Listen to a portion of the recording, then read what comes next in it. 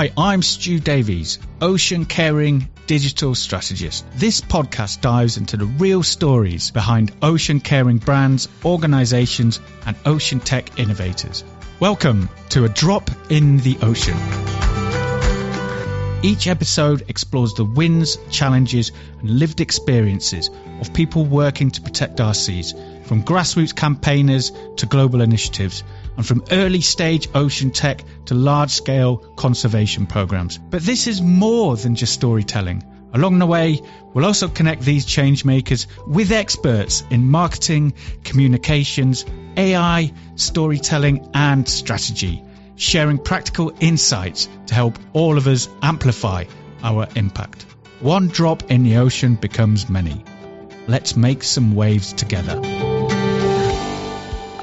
And welcome to the next episode of A Drop in the Ocean. I'm really excited about this month's guest. It's a topic that's very close to my heart. I've got Viv Williamson from the Wave Project. So Viv is she says, progressive wild dipper and ocean lover and the strategic lead for fundraising and marketing at the Wave Project charity. Viv, thanks for coming on. Hello, thank you very much for having me here. I've been really looking forward to this. So thanks, Stu. Happy to be part of such a great podcast. Oh, it's absolutely my pleasure. So I mean, I know the Wave Project. I volunteer for you guys, but please, what I'd love to hear about is for you to tell our audience exactly what the Wave Project is and what you do. Yes, of course. It's amazing that we met because you told me that you were a Wave Project volunteer, and I was like, wow, that's so cool. So you understand it really well. And just to put it into context, you're one of 1,400 volunteers across the UK. So the volunteers are very much the power behind the Wave Project, and they support the surf therapy that we do. So the Wave Project is a charity, and we've been going for 15 years now. So not really ancient, but also it's been around a while. And we've got 17 projects that run all across the UK, from up in Dunbar in Scotland down to St Ives in Cornwall, where the Wave Project was actually born. So it was born on a beach in Cornwall 15 years ago. And the aim of the charity is to be a fantastic intervention for children who are struggling with their mental health, essentially. So we are really forward thinking, really innovative, and we deliver surf therapy. So it's a great program that enables children or young people from all across the UK to access the ocean, essentially. And there's 3 phases to the projects that we do, but phase 1 is like a 6-week course in surfing, and they get partnered up with a mentor, and it's all very safe and secure, but the children go on a journey with us, essentially. And it's amazing. And it's a real intervention that's tackling quite a significant mental health crisis in the UK. So 1 in 5 children are struggling with their mental health. And the waiting list is so big for any type of therapy, particularly with the NHS. And often talking therapy doesn't work. But what we know is that surf therapy, balancing, being resilient, being confident absolutely cuts through. And we've got a bag of evidence behind it all, and it's just amazing. So that's, in a nutshell, that's what surf therapy is and what the Wave Project is.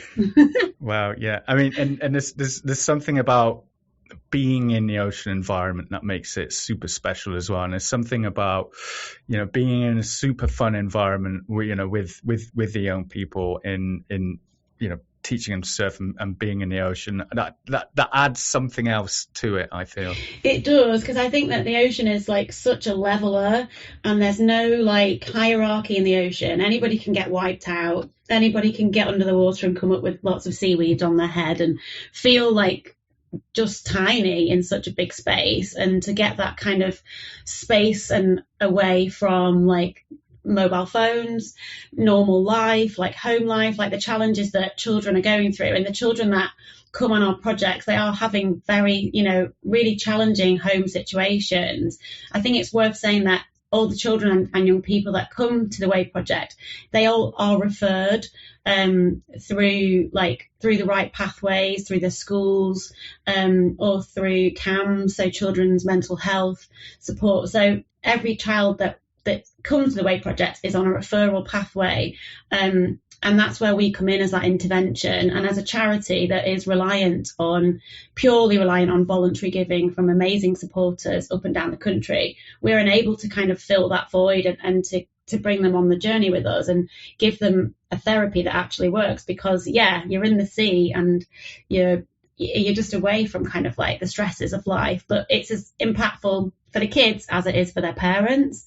And that's what we see a lot when you're part of the projects, how the parents are just free and they're also on the beach having a bit of time out, which is really important as well. Yeah, I mean, it's so powerful. You work with a young person at the beginning and they can barely look you in the eye. And then after about 3 or 4 sessions, it's splash me in the water, and there's this transformation you see through the course. However, what I would like to do, Viv, is understand a little bit about yourself. So I always ambush my guests with a question. I don't send them in advance. So this is the ambush question. Okay. I would like you to tell me your most fondest ocean moment. So the memory that sits in your mind and go, yeah, that's the one that I always kind of go back to. Yeah, 100%. I mean, I have to link it to the Wave Project because I was volunteering as well on a project. I think it was like 2 months after I'd started in the role, and I was partnered up with a young girl, and she was really, really shy. We did some activities on the beach and it was awesome. Didn't really want to get in the water. And I said, look, this is my first session. I haven't been a mentor before and I'm a bit nervous. And we just really bonded, and we were in the water together, and she was so chatty by the end of it. And not just the fact that she was so amazing, but being in the water was just something just magic. Sometimes you get in the sea and it's just like the atmosphere is just so cool. Like it was so clear. The sky was like, you could almost just like, I just felt like I was on a different planet totally. And I was doing this with this young girl, and it was so memorable. And I had to keep kind of like dunking myself because I was like crying because I was so like moved by the whole experience. And I'll never forget it because we could see our feet and we were commenting on how clear the water was. And I just felt so lucky that I know that the ocean around the UK is sketchy in parts and it's a real problem. But yeah, I was in Polzeath and I felt like I was in Barbados. It was so clear that it was just perfect conditions. Like it wasn't warm by any means outside, but yeah, it was such a memorable time of being in the sea and just really kind of feeling part of something. And yeah, it'll stay with me forever. That was just amazing. Yeah, super cool. Oh, thank you for sharing. Thank you for sharing that memory. So we just touched on what the Wave Project does, but why is surf therapy so powerful, do you think? I think it's because it gets you into, I think when you kind of try surfing, there's a couple of elements to it, but the big one is community. I think it gives you, kids, parents, a sense of community. It's a club and it's something that happens on the beach with nature, that people are friendly and supportive, so you can access this community of loving, caring people that look out for you. And that's amazing. I think that's what's really great about it, that kids do feel that they're part of something and they've got like that security. I think that's really key. The other side of it is that it's that whole kind of the theory behind the whole like the next wave, like the next wave is yet to come, and it keeps coming, doesn't it? And it's almost like fits with life in the sense of like you will have challenges, but the ocean will keep coming in and you'll keep going against the waves, and you'll have anyone, if you're like a pro surfer or someone that just had like 3 sessions, like, or the first session, you're going to get wiped out, you're going to go under. And that's actually amazing because it's such a leveler in the sense of like, it doesn't matter who you are, what your job is, where you're from, what problems you have at home, your struggles. Once you get into the sea, it really does kind of keep you calm. And our kids say, we've got data on like being more resilient, like 70% of our kids on the feedback forms feel more resilient after being on a surf therapy session, because it does make you resilient, doesn't it? Even just like sometimes getting in the water, but getting knocked off and then having to balance and ride those waves, and the buzz you get out of it, like when you can stand up, and kids can stand up like way quicker than any adults I've seen. They can, yeah, they can. It's frightening how quickly they progress. Yeah, exactly. So it just works. It's just a great way to like be in the ocean and learn to surf. But it's those conversations. And I think that's what I've really noticed when I've been at the sessions and spoken to like the project coordinators that run all the sessions up and down the UK. Like the conversations that you have and the bond that the kids have with the mentors or the project coordinators, it completely changes the destiny of those the children. Like it completely does. And we have 3 phases to what we offer at the Wave Project. And phase 1 is that 6 weeks surf therapy course. Phase 2 is a surf club where they can go back like once a week and just join the club. And that is really like magic, because they're part of a community and they're like, I'm going to a club. And they've made it then, haven't they? They've got something that they love and they can go back to. And we all need that. We all need something to energize us and to make us feel part of something. And then phase 3 is, and you might have experienced this, Stu, but phase 3 is when the kids actually become a volunteer mentor themselves. They come back. They come back. Yeah. And they then kind of say, like, I know you're nervous. I know this wetsuit feels really awkward. Like, and they're going through such a tough time. But for then a kid to be a volunteer and to say, you know, it's okay. Like, I'll kind of ride this wave with you and I'll hold you and I'll help you out. Like, it's absolutely like so impactful for the, you know, for those kids that are at the phase 3, like they're then helping other children and they've got a story and it's completely changed their destiny and their family's destiny. And there's so much research around like early intervention, and that half of all lifelong mental health problems begin before the age of 14. And it's so sad. And it's like, if we can kind of intervene before that age, when the kids are before 14, we can actually like change their life. We can transform it. And that's what the charity does so well, with like over 2,500 kids like every year. So yeah, I just feel so proud to be part of it. It's such an incredible charity with a brilliant team of staff and volunteers that, yeah, just blow me away every day. It's amazing. Yeah. Yeah, it absolutely sure is. So if someone's listening to this and it's resonated with them and they're thinking about, you know, something, you know, this would be suitable for their child, how can they get in touch with someone in the Wave Project or their local area to see whether it would be, they could get, you know, their young person into a surf therapy? 100%. Yeah, the best way to do it is to go onto like the Wave Project UK website, and there's a way there you can kind of contact us and we will support that kind of referral process. And the team are really trained in doing that and having those discussions for sure. So it's all online, and basically, yeah, just reaching out. And then each project, like the one you go to in Brighton, has a great project coordinator, and they are trained up to support kind of like what that pathway looks like essentially. And they've built great relationships with referrers and the CAMS team, schools, because it's totally needed, and people know that the kids are looking for an outlet and a therapy that's going to support them through a tough time. Okay, brilliant. And conversely, if someone's listening to it and think, oh, I'd actually quite like to help volunteer, they can do that through the website. Is that correct? 100%. Yeah. I mean, like, game on. The more volunteers we have, the more kids we can see, essentially. Yeah. And the volunteers also tell us, like, that they get so much out of it as well, like being part of a community themselves. Good. That's amazing. Yeah. Some of my best friends I've met at the Wave Project. Really? So, yeah, it's that's good. Yeah.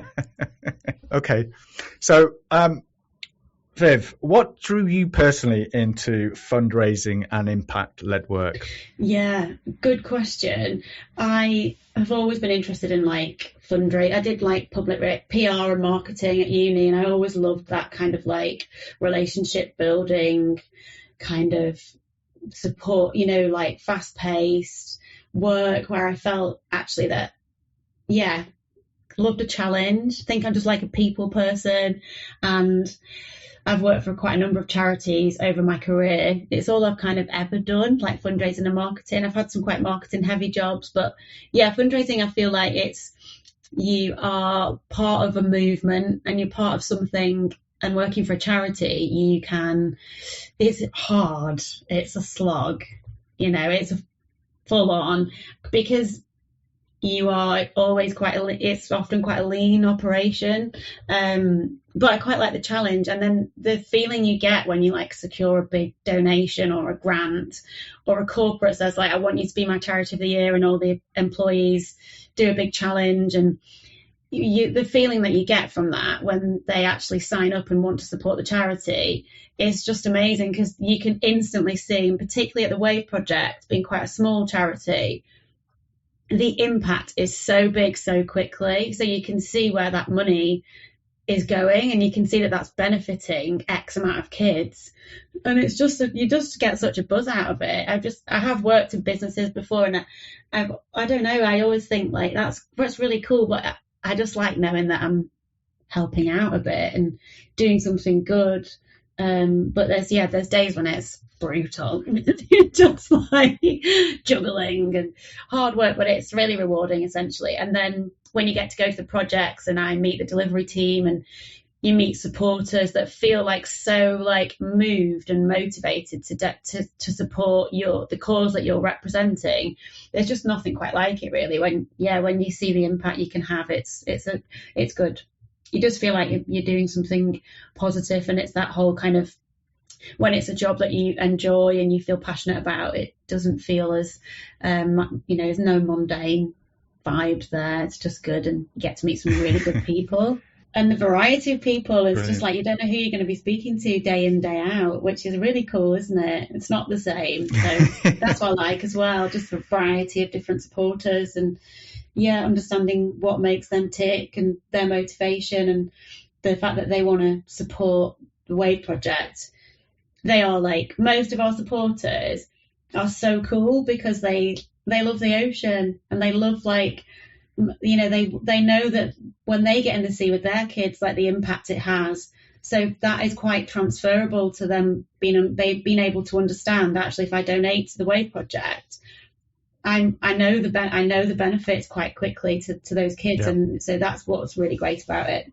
Yeah. And I suppose that's interesting, because then it's the point of connection. The people can actually physically see the connect, or have experienced, or there's that connection of where the actual money is benefiting, and you can actually see the kids out there having fun and in that environment. Whereas some charities don't have that immediate connection. They have to almost like bring it to them, especially if it's say like a Global Oceans charity, and it's a bit kind of a far away thing that they're trying to get people to fundraise across. So I think that's a very interesting point. Yeah, it's really purpose led, isn't it? And it's kind of like, it's about, if it fits with my values around mental health, looking after mental health, nature, community, physical activity, like all of those things that I feel very aligned to, and being able to do that in a non-clinical space to impact kids and young people is really powerful. It's just I feel like it's a real gold dust charity that does something quite special. Yeah. Nice. I like that, gold dust charity. So Viv, have you got a story or a moment from the Wave Project that really captures why this work matters? Yeah, I have actually. So as part of the so we do obviously these surf therapy sessions up and down the UK in 17 locations, but in 5 of the locations we do an adaptive surfing program, which is just next level in the sense of the surfboards. And I'll give him a shout out, Ian in Croyd. He has completely pioneered this adaptive surfing program, and it started in Croyd, and they created their own like surfboards with seats on, so that children in wheelchairs can actually like go onto the surfboards. And they just love being kind of part of being in the sea. And I've talked to Ian loads about it, and I've been to Croyd and been on an adaptive surfboard, and he did like flip me off it, which obviously like bring it on. But yeah, so he was talking to me about the kids, and I've met a number of their children there as well. And when you hear about it, some of them haven't been on holiday to the beach because they're in a wheelchair, and the parents just veto that as like, that's going to be a bit tricky.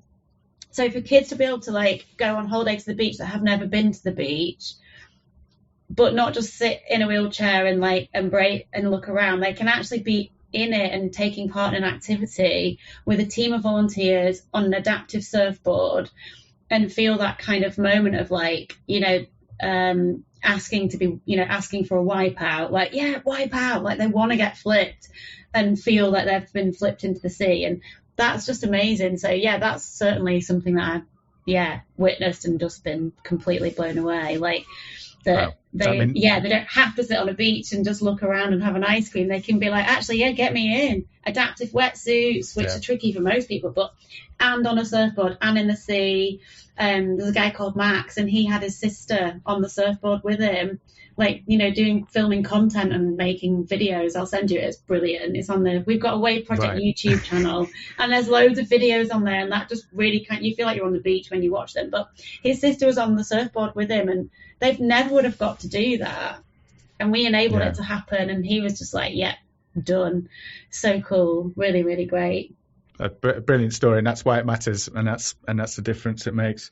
So we're going to take a short break now, and when we come back, we're going to be talking through fundraising, growth and impact, the lessons, challenges and reflections. So we'll be back in a couple of minutes.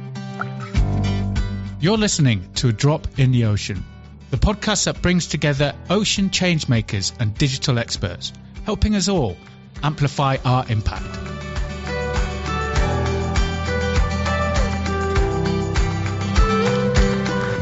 If you're listening to this and thinking, we're doing important work, but our digital strategy just isn't quite landing, that's exactly what I help you with. Find me at stu-davies.com.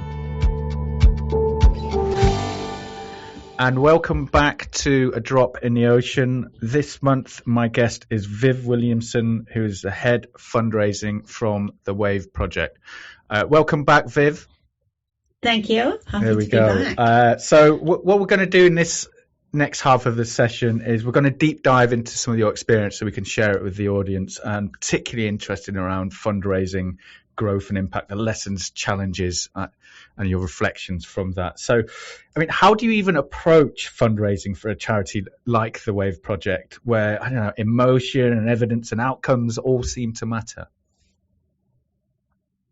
Yeah, so it's a real kind of strategic approach to fundraising, marketing, and looking at the strategy essentially of the charity and working back from that, thinking about the impact that we have, thinking about where we're going, who we need to reach, making sure that we can keep up the beneficiary numbers, so making sure that we can keep seeing the kids every year that we do. This year we supported 2,674 children, in 2025. So that's always at the forefront of like the goal and the strategy of like keeping those projects, really like consolidate that magic and making sure that they're working. And then obviously kind of working back from that to think, actually, what do we need to do? Like, who are our audiences? Who are our stakeholders? What can we do to kind of keep the income coming in, but not put too much reliance on one income stream? It's all about like diversifying the income, because there are so many amazing charities out there, and it's competitive. So we have to be able to be really agile to make sure that we can cut through and demonstrate the impact with children's mental health, with the evaluations that we have, like the qualitative data, the quotes, the storytelling from kids and their families, but also like the data that's behind it that we've collected, about being able to show that we can improve children's on their kind of key wellbeing indicators.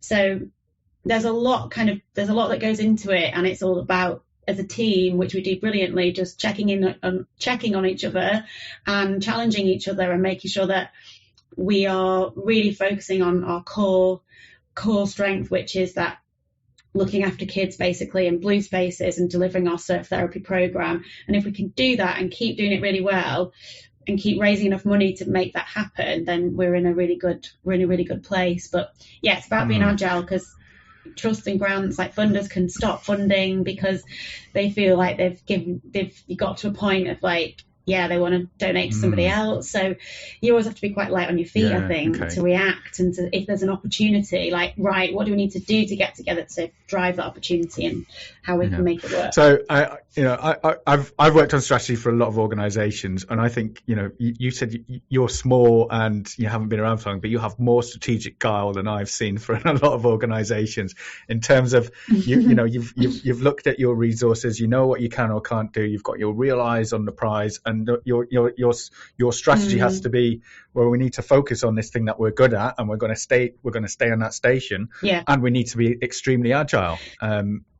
Yeah, I think for us, it's, we've really worked hard across the whole team, and we all actually got together in November, which was amazing, and really focused on strategy and what does success look like for the Wave Project? How can we continue to look after children and young people, and what's going to enable us to make that happen? And that kind of cross-working is really key, in being together to understand each other's stresses and focus, because the delivery team are amazing. They're so passionate and they're out there in the communities all the time. So from a fundraising point of view, we have to work very collaboratively, because they have got really great connections in their local areas, and it's kind of, they're living and breathing the brand, the Wave Project brand, and they are communicating with different audiences all the time. So the kind of joined up strategy work was really important. And this year is all about fundraising and consolidation, and that's across the organisation. How can we focus on fundraising and consolidation? And if we're not focusing on that, then for us, we can't do anything else this year. We have to keep doing that, because we are a small charity, but our income target is 1.7 million. So it's quite a big number as well. Okay. Yeah. What do you find is most effective when you're trying to engage donors, partners, or funders? What tactics? What? For us, and we're so fortunate that the Wave Project is just, it's just so impactful. It's so cool. It's just a great brand that is really, really translatable to people that get nature and blue space. But what works for us, and we really try hard to do this well, is to really positively tell great stories. So share the stories of magic with our audiences. And obviously it's all done very sensitively with the children and young people and the families. And if people are wanting to share their story through video content, we've been really lucky actually with a lot of supporters that have offered to come and do pro bono videos for us, and actually been able to showcase what we do, and for people to see that it isn't just a surf, a pop in. There's so much more to those surf therapy sessions where the kids are going and they're with their mentors, and they're learning to communicate, and they share things. And so when we can storytell effectively, that really is sets us apart, I think, when we're talking to major donors, high net worth individuals, corporate partners. It's giving us a foot in with this is exactly what we do as a charity. This is how you can impact, and for us to demonstrate the cost of it and what it means. I think it's storytelling is really key, and just having that real honest, open, transparent communication with our supporters really is important in enabling us to build those relationships long term, and often knowing that it is long term. We do need money. Every month we need income, we need people to support the charity, but sometimes it just doesn't come like that, and you have to play the long game with supporters and focus on our dream companies, or and keep dreaming big, because why not? We have evolved over 15 years, and we're going to be in a different place in the next 15 years.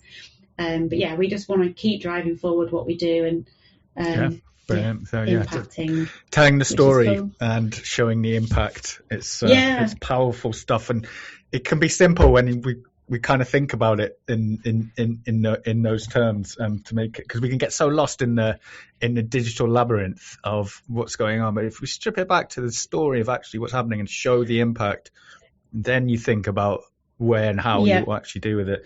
It's extremely powerful. So you touched on having to be agile, and I'd like to explore, like, how do you balance those kind of short-term income needs with, I suppose, the longer-term sustainability around what you're doing? Yeah, it's really tricky, and we do rely on like regular givers. So we do have like a group of supporters that have signed up, whether it's through their company or like a personal donation, and they support us like regularly, which is just like incredible, and it allows us to kind of like forecast better and plan. So we know that we've got it needs to grow, but we've got like a secure income in those regular givers, which is really important. And then equally with kind of the campaigns that we run around different community groups, people doing challenges for us all the time. Like there's a kind of real emphasis around the different locations that we have projects in, where the community support, they are very loyal to the Way project, and that is a really big source of income as well. Those kind of like local led community fundraisers that do brilliantly, but it's all a mix. So equally, like corporate fundraising, like we couldn't survive without our businesses that support us, and it's very much like a two-way relationship. It's a mutually beneficial partnership where the companies that we work with feel that, very aligned to us, and they get a lot out of knowing that they're making an impact. And we manage that and look after those companies because we really do rely on the income that they donate to us. So yeah, it's just keeping it, like you say, really agile, and being aware of the fundraising mix and how different supporters and audiences can make an impact, because it isn't all about big chunks of money. It's, the small chunks of money, like smaller donations, are just as important to us as the bigger ones, because it all adds up. It really does all add up, and we have to be really focused on each of those income streams in order to like keep buoyant. Really, in such a challenging climate, fundraising is really tricky. It's hard out there, isn't it, with life, and we just have to keep agile. Okay. Yeah. And so on the topic of partnerships, what is there anything, you say it's quite like corporate partnerships or those sorts of things, trusts, is there anything that has moved the needle for you when you've been trying to attract corporate partnerships?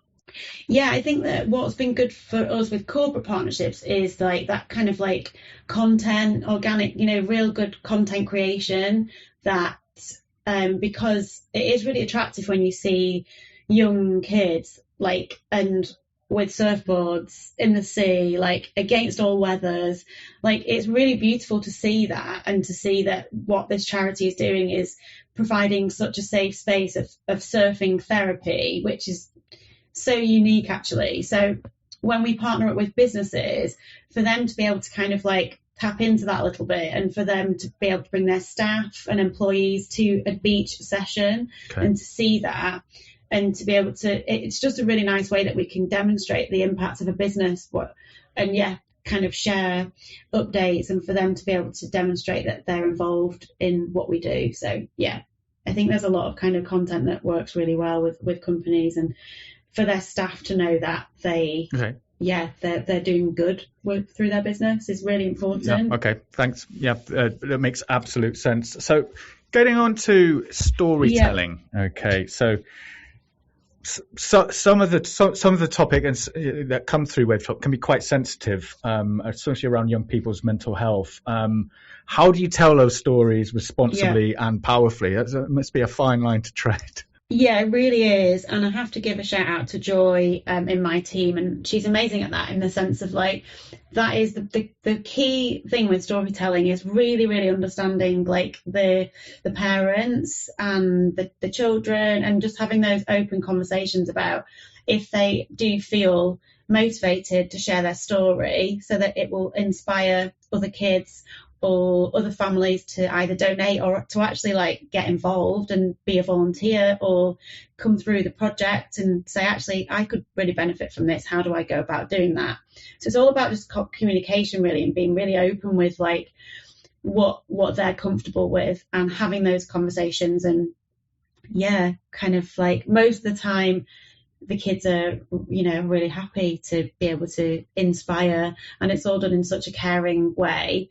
And obviously thinking about longer term, how, you know, yeah, when things are live and online, that they can let us know at any point if actually like I don't want that on online anymore, you know, like, so it's all about just, yeah, keeping the conversation open and being really, really having those relationships, I think, with the families is key.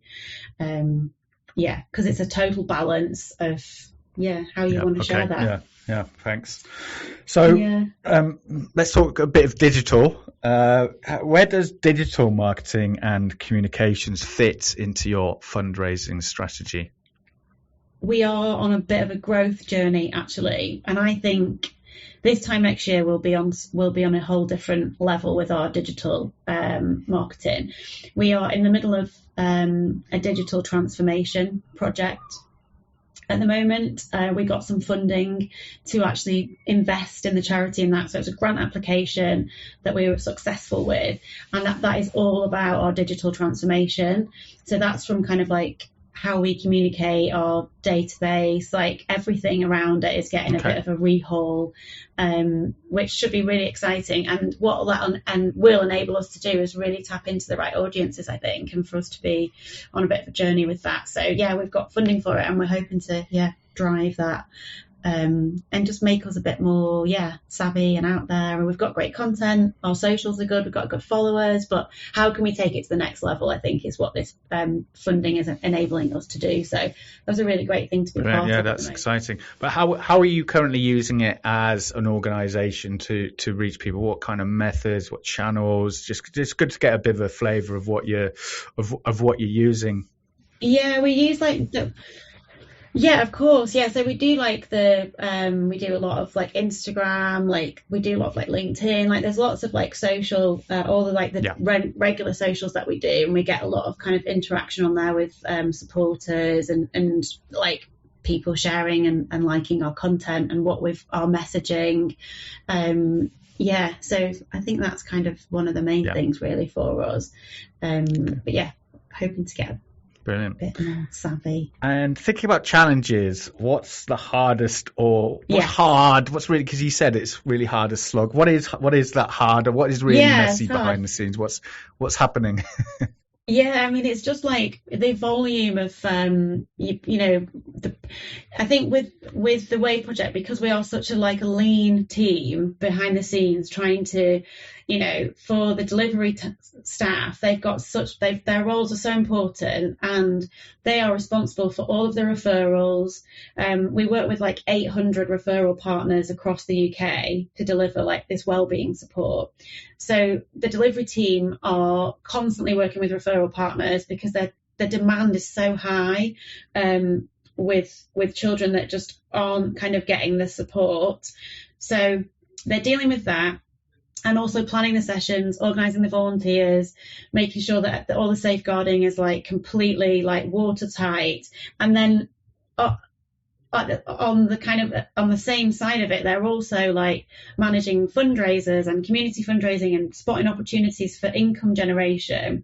So it's just a real kind of it's a high pressured role essentially that the project coordinators do. And then from a kind of fundraising side, we're supporting that and trying to think, right, okay, the biggest challenge is, right, what can we do? Where is the best return on investment? How can we prioritize our time and our conversations so that we can run with those bigger opportunities essentially?